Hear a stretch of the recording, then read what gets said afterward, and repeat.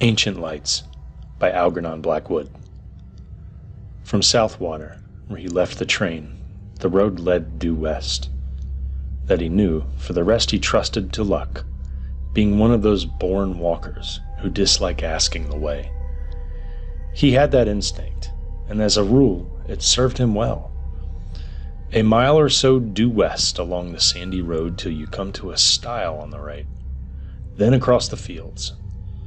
You'll see the red house straight before you. He glanced at the postcard's instructions once again, and once again he tried to decipher the scratched-out sentence without success. It had been so elaborately inked over that no word was legible.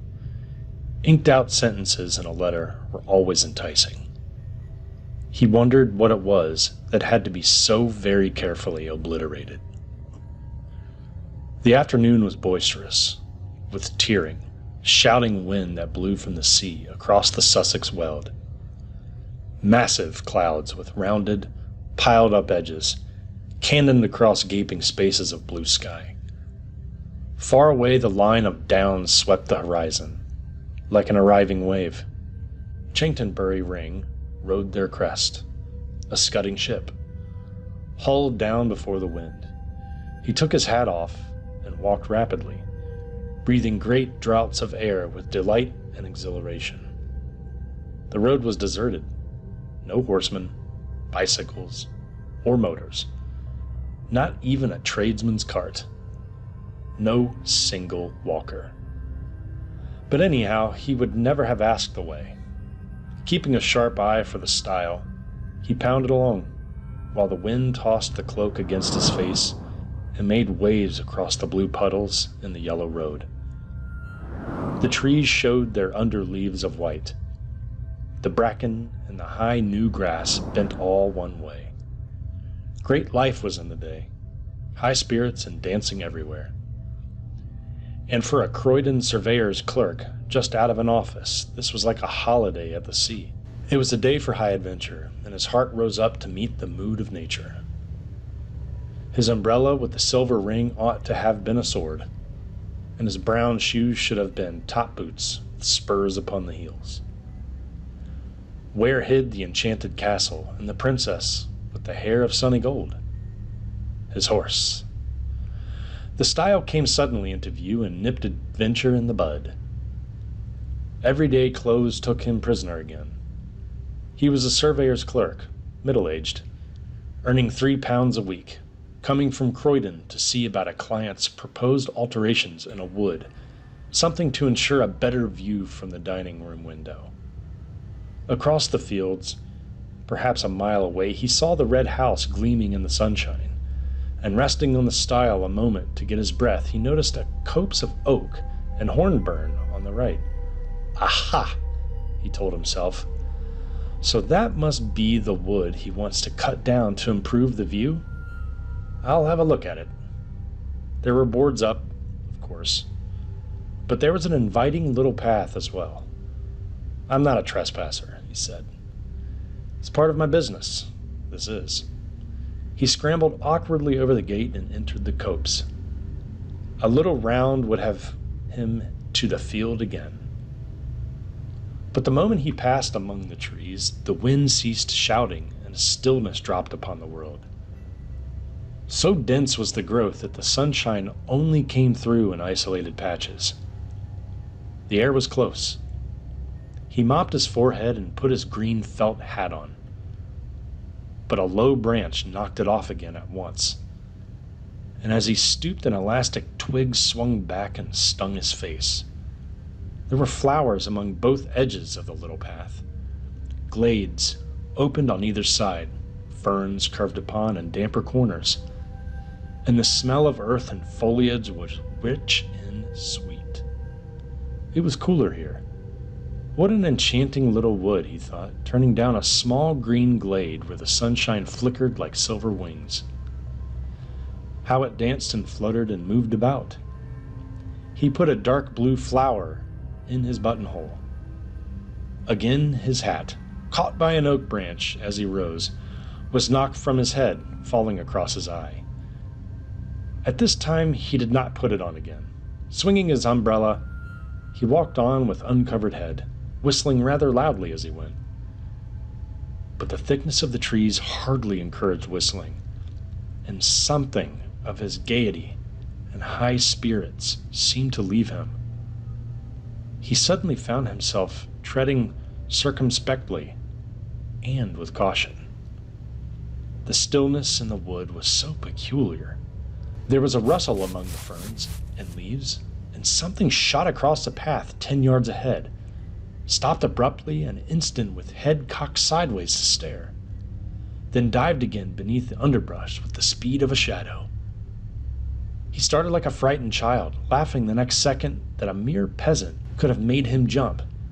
In the distance he heard wheels upon the road and wondered why the sound was pleasant.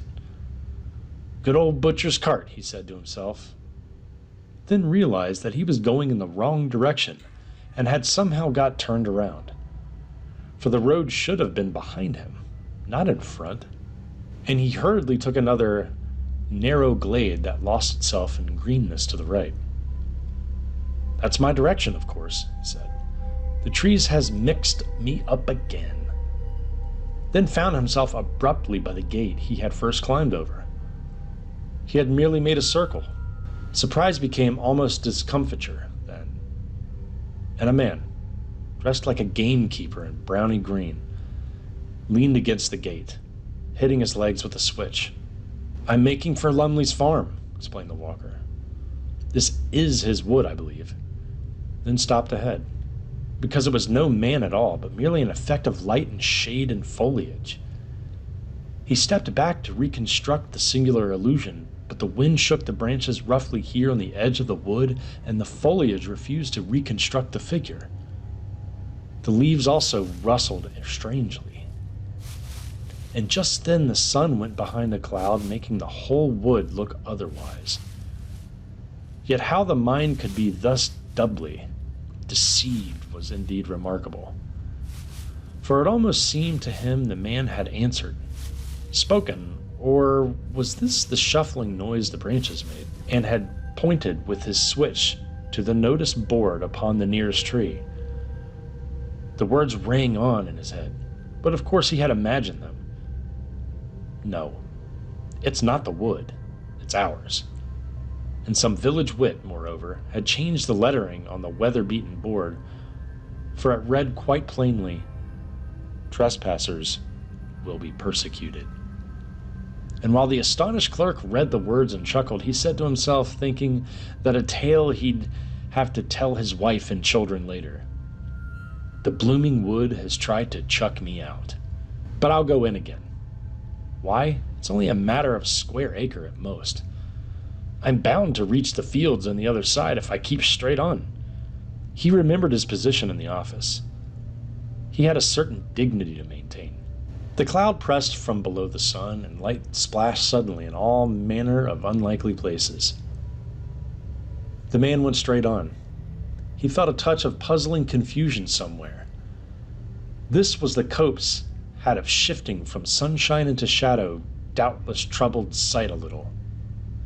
To his relief at last, a new glade opened through the trees and disclosed the fields with a glimpse of the red house in the distance at the far end. But a little wicket gate that stood across the path had first to be climbed. And as he scrambled heavily over, for it would not open, he got the astonishing feeling that it slid off sideways beneath his weight, and towards the wood. Like the moving staircase of Herod's and Earl's court, it began to glide off with him. It was quite horrible. He made a violent effort to get down before it carried him into the house, but his feet became entangled with the bars and umbrella, so that he fell heavily upon the farther side, arms spread across the grass and nettles, boots clutched between the first and second bars. He lay there a moment like a man crucified upside down, and while he struggled to get disentangled, feet, bars, and umbrella formed a little net. He saw the little man in browny green surpassed him with extreme rapidity through the wood. The man was laughing. He passed across the glade some 50 yards ahead, and he was not alone this time. A companion like himself went with him. The clerk, now upon his feet again, watched them disappear into the gloom of a green beyond. They're tramps, not gatekeepers, he said to himself, half mortified, half angry. But his heart was thumping dreadfully. He dared not utter all his thought. He examined the wicket gate, convinced it was a trick gate somehow, then went hurriedly on again, disturbed beyond belief to see that the glade no longer opened into fields, but curved away to the right. What in the world happened to him? His sight was so utterly at fault. Again the sun flamed out abruptly and lit the floor of the wood with pools of silver. At the same moment a violent gust of wind passed, shouting overhead. Drops fell clattering everywhere upon the leaves, making a sharp puttering as of many footsteps. The whole copse shuddered and went moving. Rain, by George, thought the clerk, and feeling for his umbrella, discovered he had lost it. He turned back to the gate and found it lying on the further side. To his amazement, he saw the fields at the far end of the glade, the red house, too, ashine in the sunset. He laughed then, for, of course, in his struggle with the gate, he had somehow got turned around, had fallen back instead of forwards. Climbing over this time quite easily, he retraced his footsteps. The silver band, he saw, had been torn from the umbrella. No doubt his foot, a nail, or something had caught it and ripped it off. The clerk began to run. He felt extraordinarily dismayed, but while he ran, the entire wood ran with him. Round him, to and fro, trees sifting and living things, leaves folding and unfolding, trunks darting backwards and forwards, branches disclosing enormous empty spaces. Then, closing up again, he could look into them. There were footsteps everywhere, and laughing, crying voices. Crowds of figures gathering just behind the back till the glade, he knew, was thick with moving life. The wind in his ears, of course, produced the voices and the laughter, while sun and clouds plunging the copse, alternately in shadow and bright dazzling light, created the figures. But he did not like it, and went as fast as ever his sturdy legs could take him. He was frightened now. This was no story for his wife and children. He ran like the wind, but his feet made no sound upon the soft, mossy turf. Then, to his horror, he saw that the glade grew narrow. Nettles and weeds stood thick across it. It dwindled down into a tiny path. 20 yards ahead, it stopped finally and melted off among the trees. What the trick gate had failed to achieve, this twisting glade accomplished easily. Carried him in bodily among the dense and crowding trees. There was only one thing to do. Turn sharply and dash back again. Run headlong into the life that followed at his back. Followed so closely, too, that now it almost touched him, pushing him in, and with reckless courage this was what he did. It seemed a fearful thing to do. He turned with a sort of violent spring, head down and shoulders forward, hands stretched before his face. He made the plunge. Like a hunted creature, he charged full tilt the other way, meeting the wind now in the face.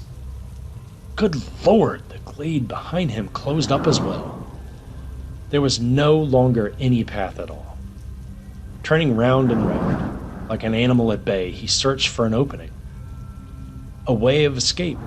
Searched frantically, breathlessly, terrified now in his own bones. But foliage surrounded him.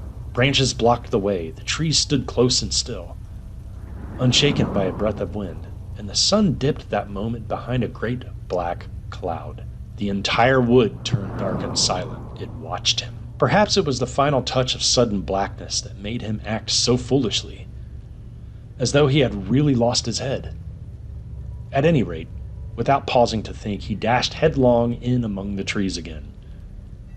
There was a sensation of being stiflingly surrounded and entangled, and that he must break out at all costs, out and away into the open of the blessed fields and air. He did this ill-considered thing, and apparently charged straight into an oak that deliberately moved into his path to stop him. He saw it shift across a good full yard, and being a measuring man accustomed to theodolite and chain, he ought to know. He fell, saw stars, and felt 1,000 tiny fingers tugging and pulling at his hands and neck and ankles. The stinging nettles, no doubt, were responsible for this. He thought of it later. At the moment, it felt diabolically calculated. But another remarkable illusion was not so easily explained. For all in a moment it seemed the entire wood sliding past him with a thick, deep rustling of leaves and laughter, myriad footsteps, and tiny little active, energetic shapes. 2 men and browny green gave him a mighty hoist, and he opened his eyes to find himself lying in the meadow beside the stile where first his incredible adventure had begun.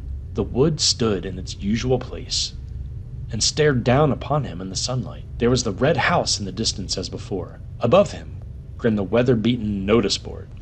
Trespassers will be prosecuted.